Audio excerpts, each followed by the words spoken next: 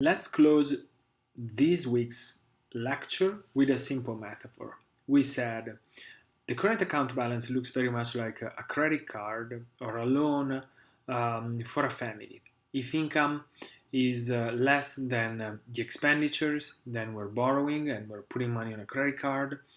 Otherwise, if income is more than our expenditures, we're saving. We're saving, and so we will have investments. That is totally fine. But now let's think for a second over our life cycle. When are we borrowers and when are we savers? Well, usually we're borrowers, meaning that we're going to have putting money on a credit card, meaning that our income is less than our consumption, usually when we're young. When we're young, our income is low because we're getting our education. We have not had time materially to accumulate assets. And we expect our income to grow a lot in the future. As we accumulate experience and as we become better and better at doing our job.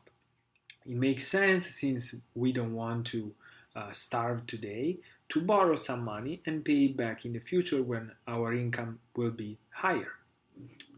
On the other hand, when we are very good at our job, we've been on the job for many years, then those are the situations in which usually we are saving. Our consumption is relatively low compared to our income after many years of experience, and so we are able to save and pay back a little bit of the debt that we accumulated when young. This is like the stereotypical pattern of individuals throughout their lives. I talked about credit cards, but you can think about also making a loan for a house. When you're young and you're building a family, you make a loan to try to purchase, for example, real estate, so a house, and then you pay it back over time as your income grows. And so you go from having a negative personal current account balance, in a sense, to a positive one. Does it work like that for countries? Well, if that was the case, then we should see that mature, developed economies such as the United States have very positive current account balances, and developing countries that are young, that have just started growing, should have very negative current account balances. So money should flow from developed countries like the United States to developing countries like China. If we're going to look at the data, it happens that the opposite is true.